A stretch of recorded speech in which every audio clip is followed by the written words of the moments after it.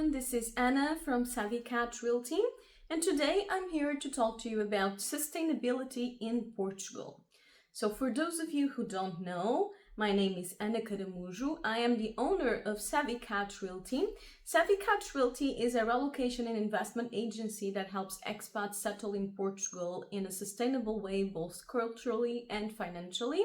We are a team of locals that works in the full country with both rentals and purchases, and our goal is to give you as much information as possible so you make an adequate purchase from an inside perspective and end up in the right place at the first attempt, making a purchase that supports the local market instead of inflating prices. If this makes sense to you, do reach out to us in www.savvycatrealty.com, where you can find all of the information about our packages transparently listed. So, today's topic, sustainability in Portugal. Is Portugal a sustainable country? Europe in general makes a lot of efforts regarding sustainability, and Portugal is actually a bit behind in a lot of the metrics. So, Portugal has, however, been very well known and very regarded regarding the production of renewable energy. We are currently producing 71% of our own energy with renewable energy, of which 34% is eolic, 24% hydraulic, and only 5% solar and biomass production each. So Portugal has been investing a lot on this type of renewable energy, which is very good because we have a very good climate and a lot of natural resources to take advantage of here. So there was also this situation sorry, I didn't note down the year, but Portugal ran fully on our own produced sustainable renewable energy for 4 days in a row a few years back. I don't remember the exact year. So Portugal is not fully self-sustained in renewable energy, as you can see, but we are in a very good path when it comes to the production, and there are periods where this production goes over the needs. There is also a growing investment in solar energy, especially down south in the Algarve and Alentejo, where there is a lot of sun. We have over 300 sunny days, so it makes a lot of sense to make that kind of investment. And nationally, there are definitely a lot of policies regarding sustainability, of course, the energy production being one of them. But like I said, we are still a bit behind the local norms, but I would say we have very, very interesting efforts locally, which I will go into more detail in a bit. So Portugal accomplished 23 of the 179 sustainability goals for 2020-30 imposed by the European Union, and showed improvement in 11 out of 17 parameters and metrics that were set in 2015. So there has definitely been a very significant effort towards increasing the sustainability as a whole. We are on a very good path when it comes to environmental sustainability, but still have a long way to go on the socioeconomic and ocean protecting sides, and our waste management also has a bit of a way to go. Recycling is under the EU goals, representing only 21% of waste. And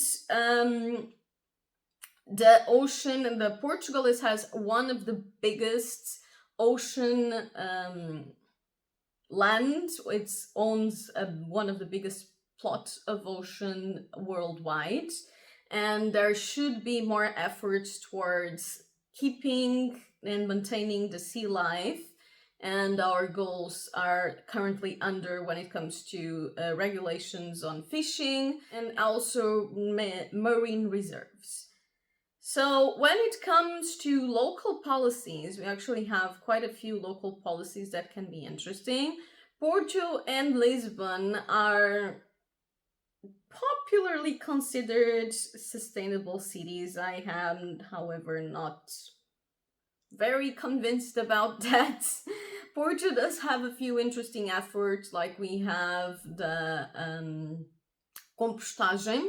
There is compost containers available in most neighborhoods that the habitants can just go and deposit their own compost there, which was a recent initiative a few years back.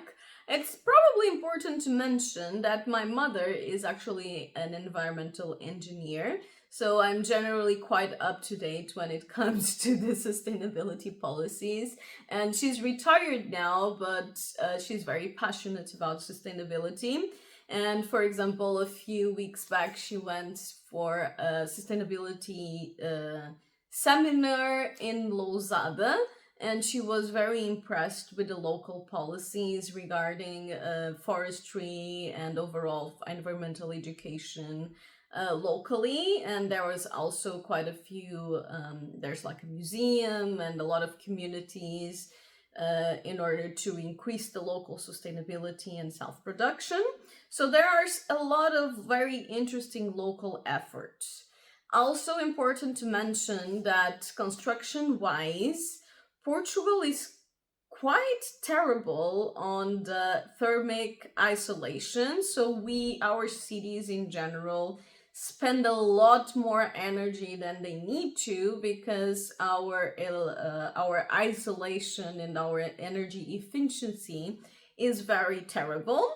These policies did change in 2010, which means that from that date on, so anything built, actually the policies were approved in 2008, but anything that was approved in that year and started construction within the next 2 years or so could still get away with the previous construction norms. So only after 2010, most of the buildings will upkeep with the new norms. So we have an energy rating system from A to F, F being the lowest one and A being the highest one. Then sometimes you have the A plus or A plus plus. With the current requirements on new construction, and they did tighten up again last year or 2 years ago with more measures to make sure that the energetic sound and thermic isolation of the houses in Portugal significantly increased. So the new property definitely has a much better energy consumption rate. And there were some incentives to improve the energy efficiency of older property that were currently closed by the government this year. They were open the last 2 years and they were closed this year. So once again, kind of a way to go, but things are being done and things are being improved. So regarding local sustainable communities, there's actually quite a few in Portugal and you can look for them locally, but some of the fairly known ones would be Tâmara, and Tâmara was actually found by a German community that fled from the World War and was one of the oldest sustainable communities in Portugal. So it's been a while, been around quite a while. We have, for example, Cabrum, which is in a very small village inside of the country, and it's a sustainable community that started developing only 5 years back, more or less, I think. And they currently do also tourism and efforts, and it went from a completely abandoned village to a community where there's at least 9 families living and 6 babies already were born in. So it's a very interesting, and it's also very all about sustainable and self-producing community. There is, for example, interesting communities in Aldeia do Val up north, but overall you will find a sprinkle of these communities spread around through the country. So Aldeia do Val is in the north of the country, Cabrum is in the center, Tâmara is center-south. Then you have, for example, Algesur, which is almost down in the Algarve, but still interior, which is not really a sustainable village community per se, but it is it attracted a lot of spiritual and sustainably concerned foreigners. So there's a very big international community in that area, so that goes around spirituality and sustainability. So you have a lot of very interesting communities and local efforts there too. Same thing happens in Salvaterra de Magos, which is central. It's about an hour drive from Lisbon towards the interior.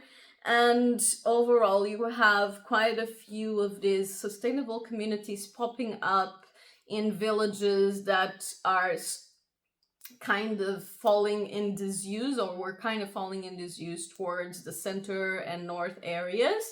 And this kind of community started developing, which I find it's extremely interesting, and I definitely highly support this kind of initiatives. There have been, and I have been contacted in the past about with people trying to develop this kind of communities, and buy a large plot of land and build multiple houses with a sustainable community in mind, where they would develop their own produce and everything.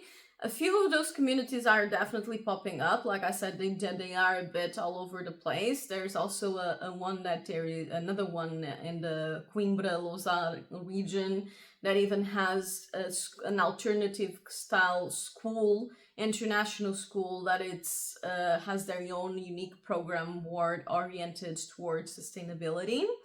So you do have quite a few interesting efforts happening locally. Overall, as a whole, Portugal is a great country, and honestly, there should be more investment in local production of produce and fruits and vegetables, because our produce is actually known to be very, very high quality worldwide. And there is, in my opinion, not enough support of agriculture and farmers, and they tend to not have the best life and the best incentives because of this. But Portugal has a huge potential in this, because we have very fertile lands and very good climate and very little natural disasters. So I do think we could be very high self-sustainability capacity when it comes to self-production, and in the end that doesn't really happen. We will find a lot of international produce being sold in the supermarkets, although of course you will always find the local one. Like people that are concerned in sustainability, myself included, tend to preferentially look for the local one, and you will find that local produce will have like a sticker saying made in Portugal, and in all the supermarkets and groceries it's actually mandatory to tell you where the produce and fruit is coming from, so you can always see and choose to purchase local produce, which is definitely good. There is also not a huge amount, like I said, I do think in general we are falling a bit short on this, but there is a decent amount of availability on biological and overall chemical-free produce, and there is definitely certification for this. And this, in order to get this certification, the soil must actually be free of chemicals. I believe it's for at least 2 years. And they do go test it and everything. I actually have some farmland that I was going to, I looked into developing biological produce, and the certification process is actually quite thorough. So you can definitely trust it. I hope that the information that I provided here today was helpful. I would love to hear your feedback about sustainability in Portugal, what you think is working, what you think could be improved, what initiatives have you seen so far, what local communities do you know of, because like I said, we do have the national efforts can be improved, but we have a lot of very interesting local communities and local efforts. So it would be great if you know one, leave it in the comments for the other people that are interested and want to know more about these places. We are here every week with new information about Portugal, living in Portugal, Portugal policies and culture. If you find this helpful, do subscribe to our channel. And we also have a lot of information available on our blog post in our website, www.savvycatchrealty.com. And of course, if you are interested in relocating to Portugal, feel free to reach out to us. You can do it also directly at contact@savvycatchrealty.com. So I hope this was helpful, and I hope to see you all next week. Bye!